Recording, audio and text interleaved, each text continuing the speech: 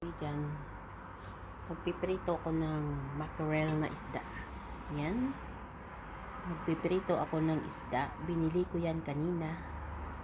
Habang ako ay magpiprito ng isda, iinom muna ako ng aking drinks. Kasi, nauuwaw ako.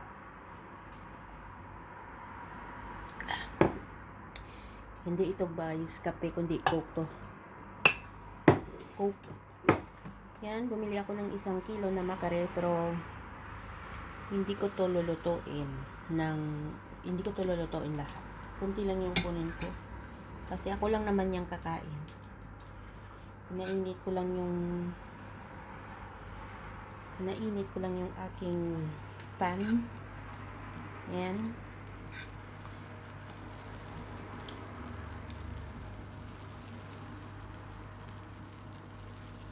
Yan, painit ko lang. Habang ako ay nagluluto, ako din yung kumukuha ng video sa sarili ko. Kasi wala ako ditong taga-video. Tsaka wala akong yung stick na lalagyan ng camera ba. So, ganito na lang. Medyo mahirap pero okay lang. Yan, mainit na yung pan.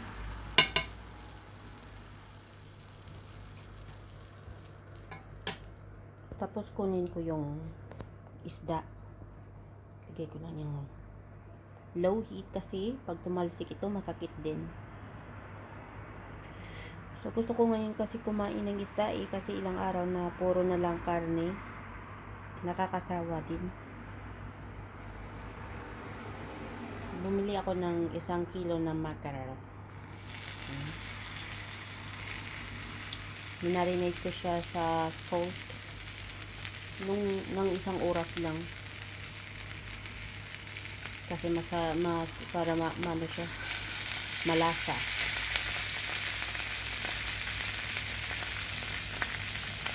Ayan.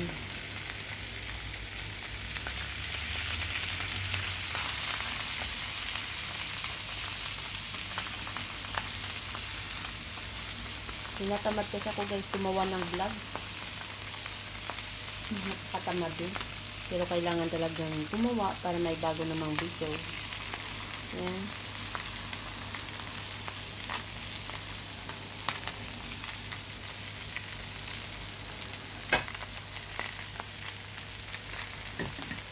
Apat lang yung pipritohin ko.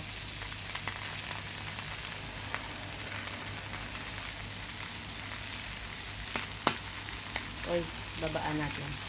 Pumapasok.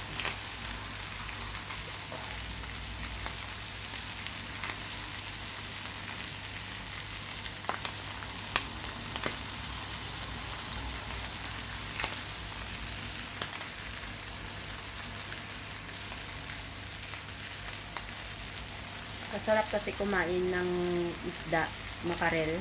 Mackerel yung pangalan na isda na ito.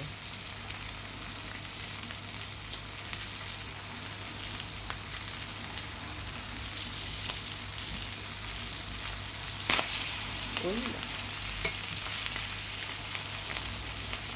Napagal yung liso ko. Uy.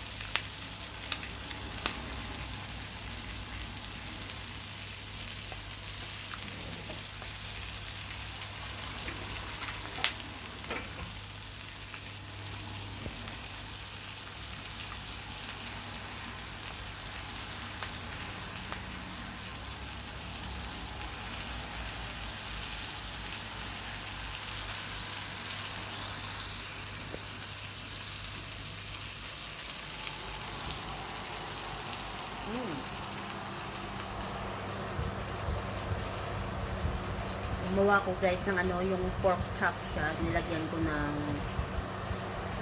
nilagyan ko lang siya ng ano, ng sibuyas, tsaka mga different spices,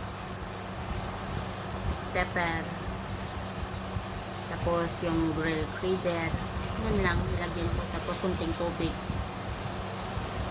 Niluto ko siya ng, nilagay ko lang siya sa oven ng 2 oras, mga 2 oras, okay na yan siya, maluluto na yan. Parang hinay-hinay lang na ano, hinay-hinay lang. Yan yung pagkain ng aking mister at aking anak. At saka ito yung ipares nila mamaya doon sa pork, potato, patatas yan. Steam ko lang, nilagyan ko ng salt. Yan. Saka ako isda at saka kanin. Kasi gusto ko ng kanin. Yan lang. I-check natin ito. Pwede na siya maluto. Wow, brown na. Ay, maganda kasi kumain ng yung skin ng isda na parang crispy. Mas masarap. Ay.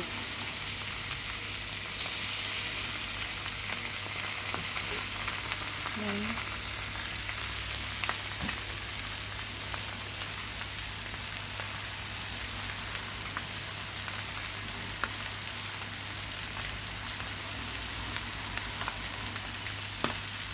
Oh, tumalsik.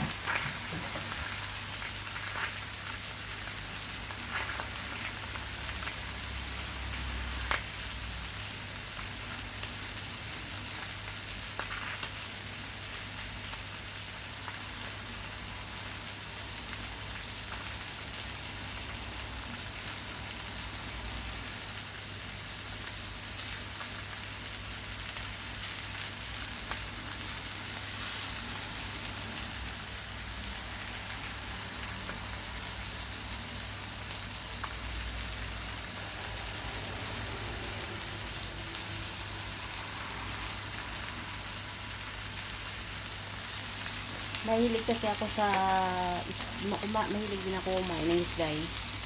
Kapag summer dito, marami ditong makrel. Kasi itong summer hindi ako nakapag fishing kasi ano, yung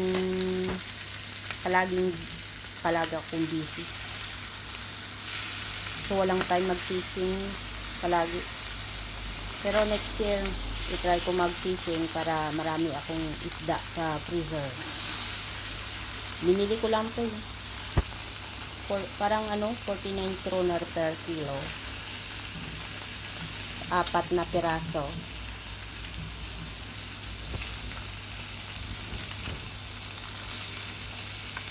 Ito yung paborito ko na isda.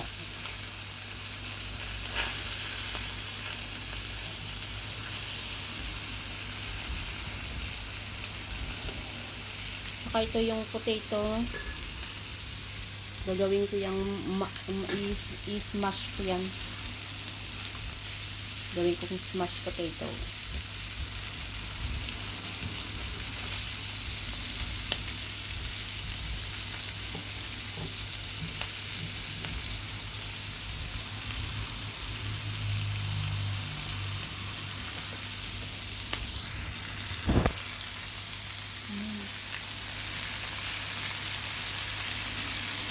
Simple lang naman na ulam to, pero masarap, di ba? Masarap to.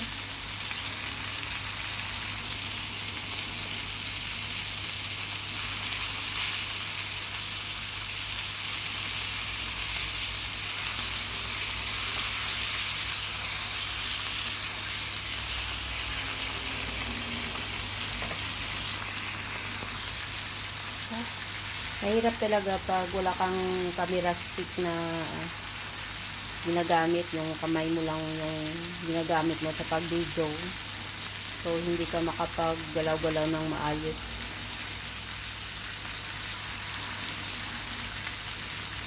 Kasi yung ano ko, camera stick ko na nasira. nilaruan ng aso ko na bali. So, wala akong camera stick. Pero nag-order na ako. Baka 3 weeks after. 3 weeks pa yung hintayin ko bago yun matanggap. So, hintayin ko na yung pagdating yan. Medyo maayos na yun siguro yung pag-video ko. Yan, masarap yung mackerel.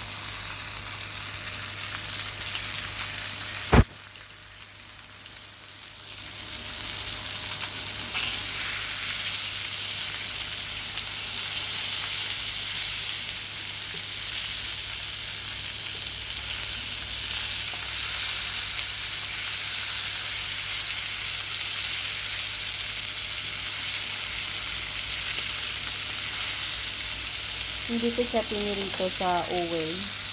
Pinirito ko siya sa margarine. So, yan. Dami ko.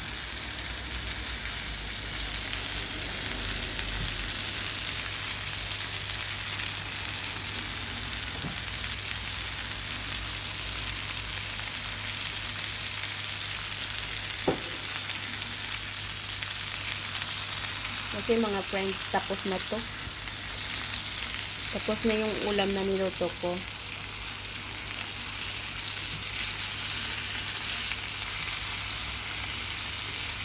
So, salamat sa inyong panonood mga kaibigan. Sa susunod naman uli. At salamat pala lahat sa aking mga subscribers.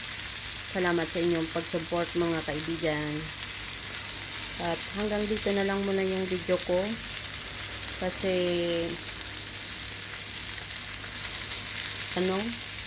may gagawin pa ako na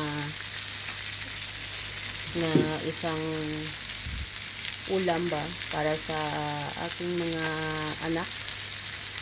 Kaya nila kasi nito ng isda na kinakain ko ba. Hindi nila gusto yung lasa pero ako paborito ko to. Okay guys, salamat.